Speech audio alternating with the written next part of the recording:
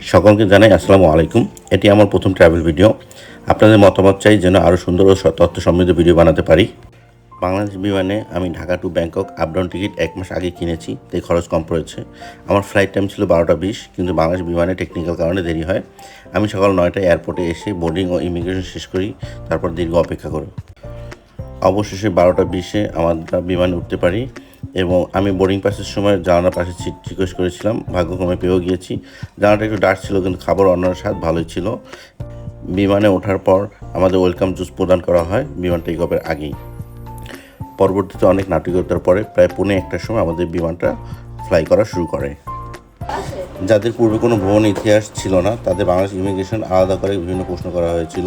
যেহেতু আমার আগে থেকেই ট্রাভেল হিস্ট্রি ছিল, তাই আমাকে শুধু সাধারণ কয়েকটি প্রশ্ন করেছিল, যেমন ভ্রমণের কারণ, কতদিন থাকবো, আমি কি করি, আমার বাবা মায়ের নাম ইত্যাদি।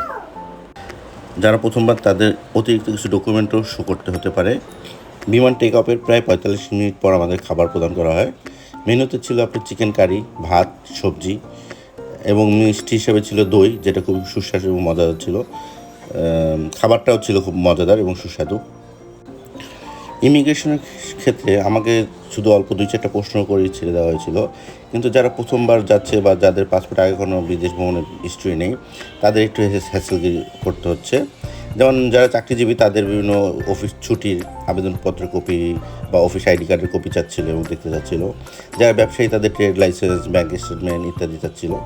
এটা সাধারণত বাংলাদেশের বর্তমান রাজনৈতিক প্রেক্ষাপট অনেকে দেশ ছেড়ে চলে যাচ্ছে, সেই জন্যই সাধারণত হচ্ছে। এটা সম্ভবত পরবর্তীতে থাকবে না, যার কারণে আমাদেরকে আলাদা করা হয়েছিল এবং যাদের প্রথম হিস্ট্রি তাদেরকে আলাদা করে অন্যভাবে জিজ্ঞাসাবাদ করা হয়েছিল অনেক কিছু। যেহেতু আমি টিকিটটি অনলাইন থেকে অনেক আগেই ক্রয় করে রেখেছিলাম, প্রায় আপনার 28 দিন আগে, যার কারণে আমার টিকিট প্রাইসটা অনেক কম পড়েছিল। আমার আপ ডাউন টিকিট সহ বাংলাদেশ বিমানে 34,700 টাকার মতো পড়েছে। যেহেতু আমি সকাল সকাল এয়ারপোর্ট চলে এসেছিলাম, তাই আমার ইমিগ্রেশন কমপ্লিট এবং ব্যাগেজ কমপ্লিট করতে বেশি সময় লাগেনি, 15 থেকে 20 মিনিটের মতো কমপ্লিট হয়ে গিয়েছিল।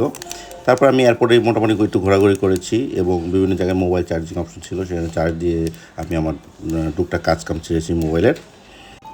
আমার মোবাইল চার্জারটা আমার সাথে ছিল, যেটা আমার অনেক উপকারে এসেছিলো। আমি অনেক সকালে গিয়েছিলাম, তাই এয়ারপোর্টে টুকটাক একটু নাস্তা করেছিলাম। মোটামুটি ভালোই প্রাইস ছিল, তাই আপনার বাসা থেকে নাস্তা করে আসলে বেটার হবে। আর ডলার কেনার ক্ষেত্রে বা থাইল্যান্ডে বাত কেনার ক্ষেত্রে আপনার বাহির থেকে কেনাটাই বেটার। কারণ আমি আমার কিছু বাত কিনে নিয়ে গিয়েছিলাম বাহির থেকে, 1,000-1,500 বাত, যেটা বাহির থেকে আমার 3 টাকা 75 পয়সা পড়েছিল। এরপরের ভিতরে আমি বাতের প্রাইসটা জিজ্ঞেস করেছিলাম, সেখানে প্রায় 4 টাকার উপরে ছিল।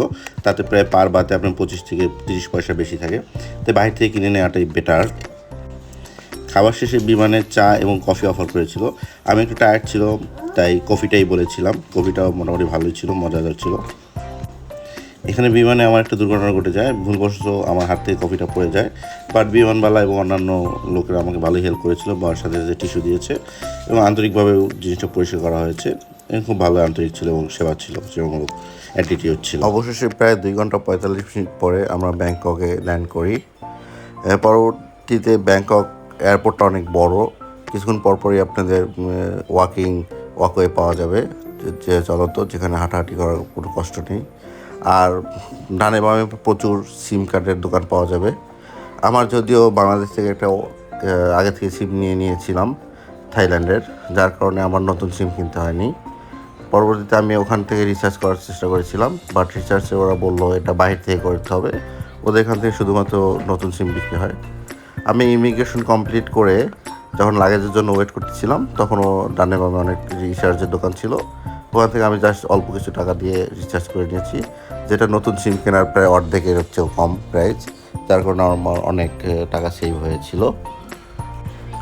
ব্যাংকক এয়ারপোর্টে প্রচুর ডিসপ্লেতে আপনি আপনার প্রয়োজনীয় সকল ইনফরমেশন পেয়ে যাবেন, কোথায় লাগেজ পাওয়া যাবে এবং কোথা থেকে ইমিগ্রেশন করবেন।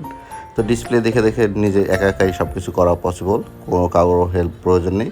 এখানে আমি আমার বাংলাদেশ বিমানের লাগেজ যেখানে আসবে সেই ডিসপ্লে ওখানে দাঁড়িয়ে আমার ডিসপ্লেটা আমার লাগেজ কম নিয়েছি। খুব সহজেই এটা চলে এসেছে। ব্যাংকক এয়ারপোর্টটি 4 তলা বিশিষ্ট, যেখানে নিচতলা বা ওদের ভাষ্যমতে ফার্স্ট ফ্লোর, ওখানে আপনি পাবলিক ট্রান্সপোর্ট পাবেন, মেট্রো রেল এবং পাবলিক বাস। দ্বিতীয় তলা বা ওদের সেকেন্ড ফ্লোর, ওখানে আপনি ট্যাক্সি এবং অনলাইন ট্রান্সপোর্টগুলো পাবেন।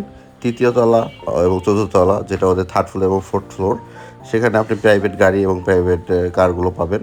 যেহেতু আমি আগে থেকে ওদের অনলাইন অ্যাপস গ্রাব ডাউনলোড করে রেখেছিলাম, যেটা আমার সেকেন্ড ফ্লোরে পাওয়া যাবে, ওখান থেকে আমি গ্রাবের মাধ্যমে একটা ট্যাক্সি ভাড়া করেছি। এবং গ্রাবের ক্ষেত্রে অবশ্যই মনে রাখতে হবে, গ্রাব কিন্তু আপনাকে যেখান থেকে সেখান থেকে পিক আপ করবে না। ওরা ওদের নির্দিষ্ট পয়েন্ট থেকেই আপনাকে পিক আপ করে নেবে, যেটা আপনি সেকেন্ড ফ্লোরে পাবেন। সেই ট্যাক্সির মাধ্যমে আমি খুব অল্প টাকাতেই আমি আমার হোটেল পর্যন্ত চলে এসেছি। হোটেল আমি আগে থেকেই অ্যাগোডার মাধ্যমে অনলাইন বুকিং দিয়ে রেখেছি খুবই অল্প প্রাইজে, যেটা আমার বাংলাদেশে বুকিং করতে প্রায় $11.82 খরচ পড়েছিল। অল্প প্রাইজের ভিতরে খুব উন্নত মানের একটা হোটেল বুকিং করেছি। হোটেলের বিস্তারিত তথ্য দিয়ে আমি আমার পরবর্তীতে ভিডিওতে সকল ইনফরমেশন আপডেট করে দেবো ইনশাল্লাহ। অবশ্যই আমার ভিডিওটা পছন্দ হলে লাইক এবং সাবস্ক্রাইব করে নেবেন প্লিজ।